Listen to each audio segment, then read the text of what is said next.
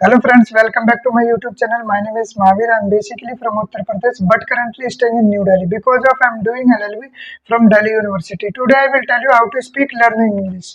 How to speak English for beginners. Come on the topic now. जो सबसे पहली चीज होती है हमें इंग्लिश बोलने के लिए, आज मैं वो चीज बताऊंगा आपको जो सबसे पहले ही शुरुआत से इंग्लिश बोलना कैसे स्टार्ट करें वो मैं आपको बताऊंगा। चलो टॉपिक पे आते हैं। देखो सबसे पहले होता है सेंटेंस। अगर हम किसी भी चीज को बोलते हैं इंग्लिश में बोलना चाहते हैं तो हमें उसके बेसिक इंग्रेडिएंट्स मालूम होने चाहिए, बेसिक फंडामेंटल जो होते हैं। और वही चीज मैंने आज लिखी है बहुत ही शॉर्ट फॉर्म में जो सबको सिंपल समझ में आएगा। बहुत साधारण भाषा में मैंने लिखे हैं, साधारण तरीके से, जो कि सबको ही समझ में आएंगे। तो सेंटेंस होते हैं, सेंटेंस में हमें पता है मेनली तीन ही टाइप के सेंटेंस बनेंगे, ये कंफर्म है। एक तो सिंपल बनेगा, जो सिंपल होता है वो जाता है, आता है, खाता है। और एक कंपाउंड होता है तो थोड़े मिक्स होते हैं, डबल। और एक होता है कॉम्प्लेक्स, जो दो से ज्यादा सेंटेंस को मर्ज कर दिया जाता है वहां पे, तो वो हो जाता है कॉम्प्लेक्स। तो सेंटेंस में हमें पता है क्या क्या होता है। सेंटेंस में एक सब्जेक्ट होगा, सब्जेक्ट में एक प्रेडिकेट होगा। अब सब्जेक्ट में भी दो पार्ट होंगे। अगेन सब्जेक्ट में एक सिंगुलर सब्जेक्ट होगा और एक प्लूरल होगा। अब सिंगुलर में एक तो सिंगुलर वही होता है जो एक के लिए बात करी जा रही हो, जैसे कि ही, शी, इट, दिस, दैट।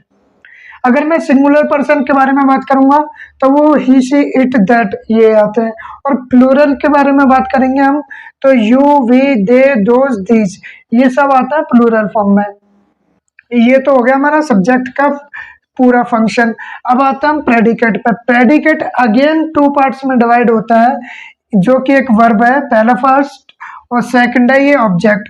अब वर्ब में भी सारा खेल यहाँ पे आ जाता है। वर्ब अगेन टू पार्ट्स में डिवाइड होगी, एक हेल्पिंग वर्ब, एक मेन वर्ब।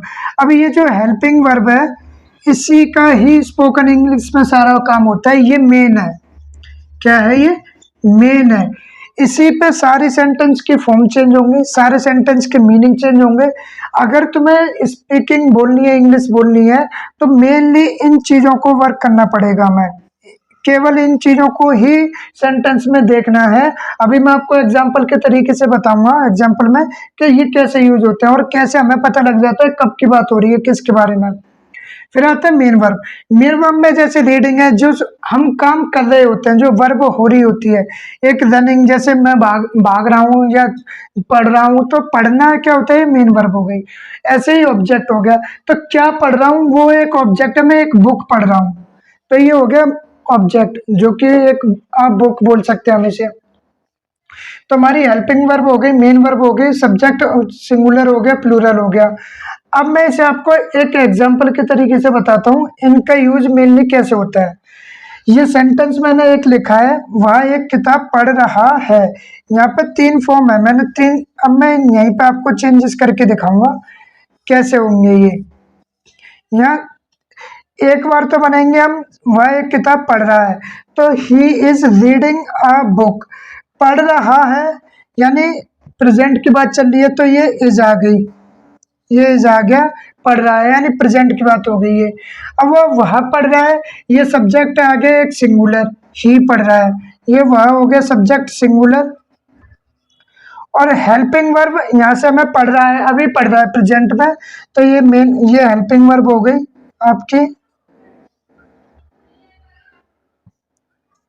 ये हेल्पिंग वर्ब हो गई। ये रीडिंग, अब रीडिंग हो रही है, ये मेन वर्ब है। क्या पढ़ रहा है? Meaning, reading. रीडिंग क्या है? ये मेन वर्ब है। अब मेन वर्ब ये है ना, ये रीडिंग मेन वर्ब है।